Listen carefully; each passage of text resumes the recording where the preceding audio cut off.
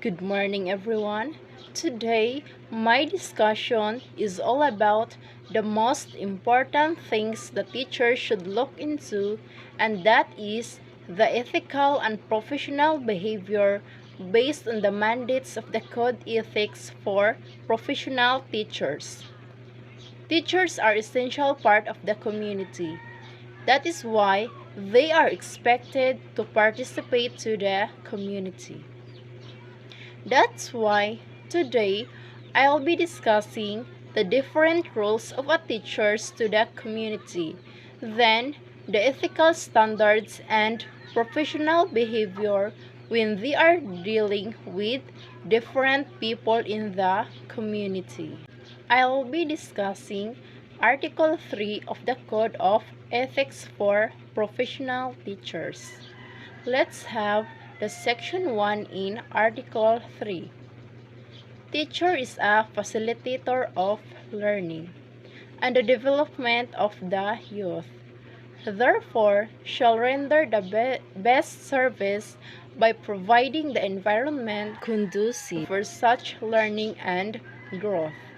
This particular section would tell us the particular role of a teacher as a facilitator of learning. So, as a facilitator is when you facilitate something, then we can make something easier. So, if a teacher is a facilitator of learning, then a teacher is expected to make learning of the students easier as possible. A teacher can make learning easier when they will to simplify complex theories and complex explanation. For example, when you teach your learners abstract concepts and you are teaching them applications such to life, then they will understand it.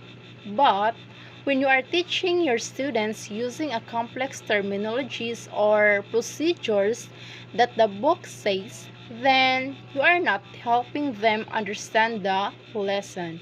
So that's why, as a teacher, we need to make sure that we are a good facilitator.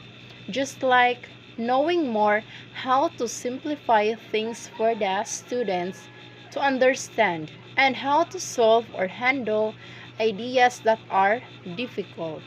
Then, as a teacher, we need to let our students to enjoy the process of learning, arouse their curiosity, give them exciting activities so that they can actively participate. We need to remember that there are no difficult subjects, but there are some teachers that difficult to understand. In short, there are no boring subjects, but there are boring teachers. So as a teacher, if there is a circumstances that half of our students failed in our exam, so we don't have the right to be happy. It's because the failure of our students is also our failure as a teacher. That's why we need to do our best in facilitating our students so that when the evaluation comes, all of them can pass. Because if the students pass it, it means that we are facilitating the learning very well.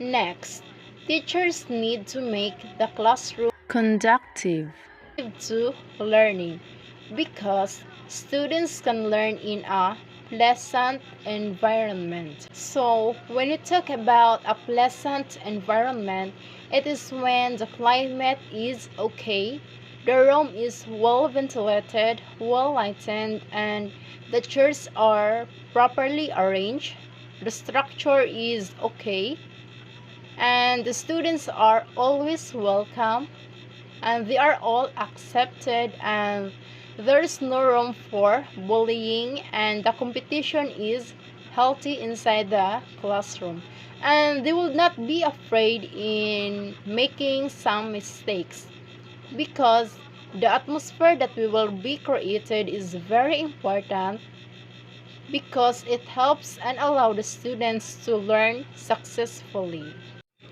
Next, the Section 2 in Article 3 states that leadership and initiative of professional teacher to participate in community movements for moral, social, economic, and civic betterment of the community.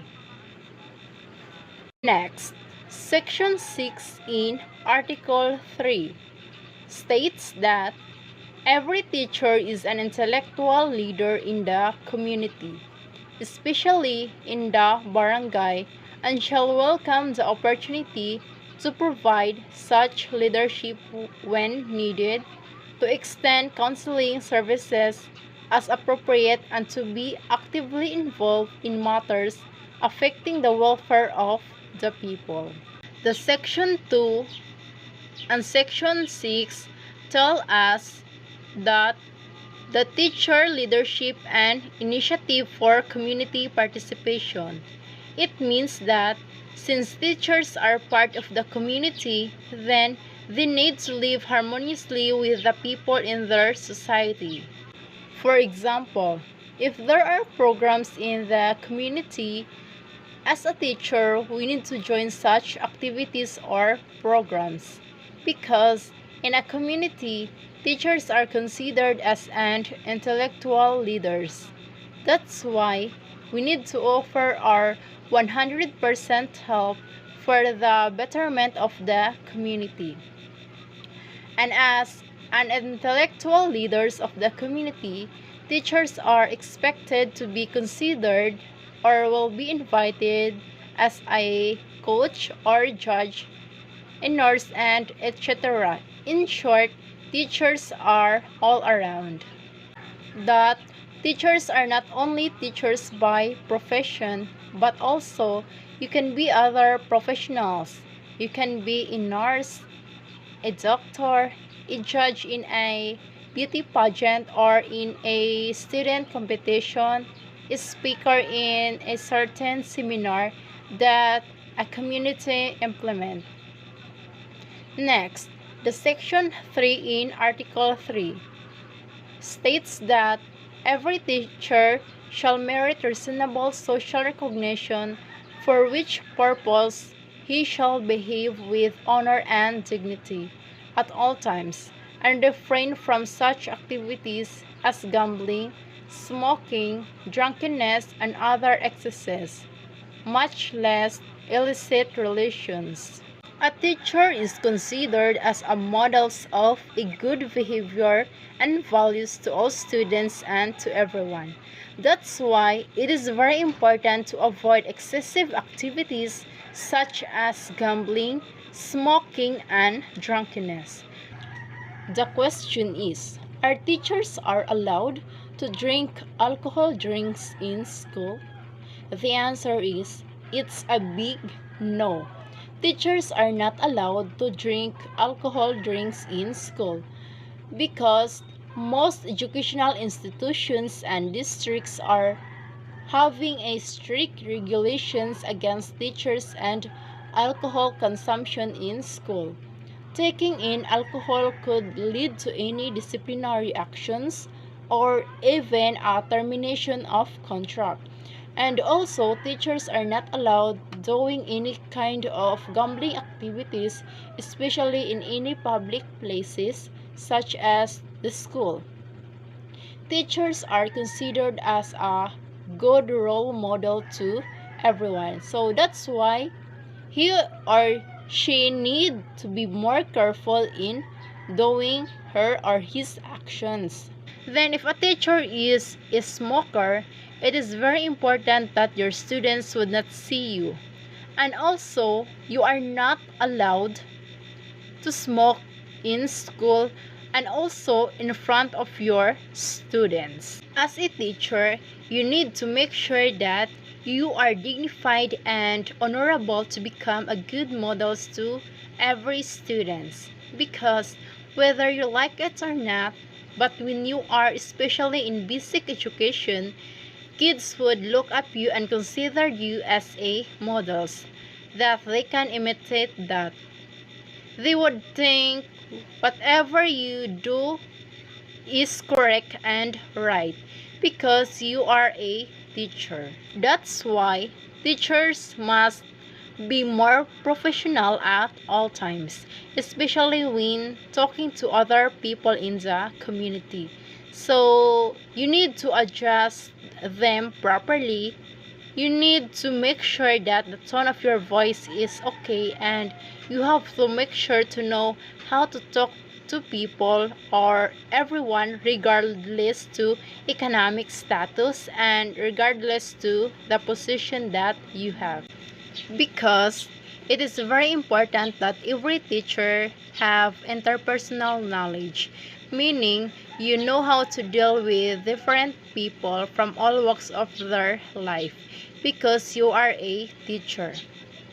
Next, section 4 in article 3 states that every teacher to live for and with the community and shall therefore study and understand local customs and traditions in order to have a sympathetic attitude, therefore refrain from disparaging the community.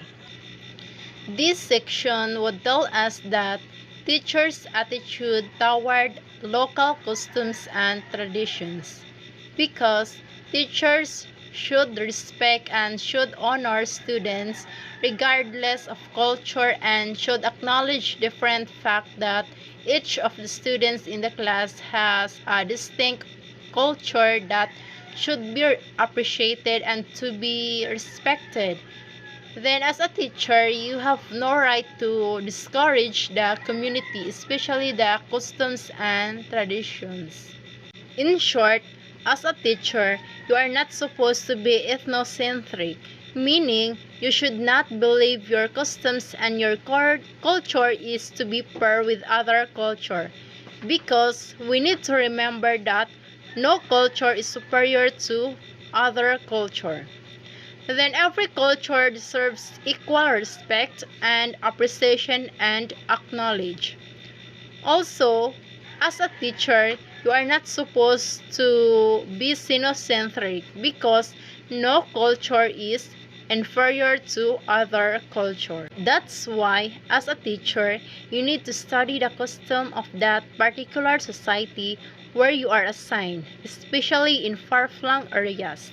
You need to study the practices of the people in that locality, the custom of the people on that locality, and also you don't have the right to disrespect in any manner about the culture that you see in that particular society.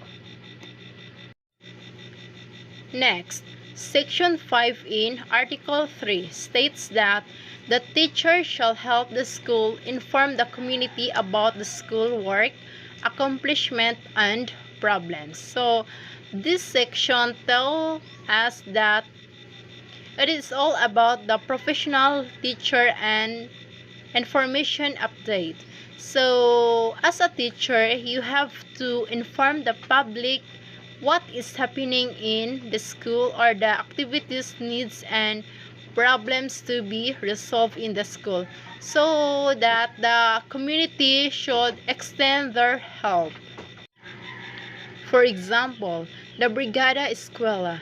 Teachers need to ask the parents of the students to help the school in cleaning the area because it's part of the community relation with the school. That's why when we become a teacher, we need to do those things that are mentioned earlier, just like knowing more the community that we are assigned, knowing the internal stakeholders, the students, the parents of your students, and the teachers in your school. As a teacher, we need to know the external stakeholders, the parents, the community, the barangay officials, the alumni, and etc. Because in one, we are in one another. And we need the community for the betterment of our school. And at the same time, Community also need the school in whatever activities that they have in the society. Next, Section 7 in Article 3. Every teacher shall maintain harmonious and pleasant personal and official relations with other professionals, with government officials, and with the people individually or collectively. This section tells us our skill and interpersonal skills are the intelligence that we have, or the ability to build harmonious relationship or pleasant personal relationship with other professionals in our own society.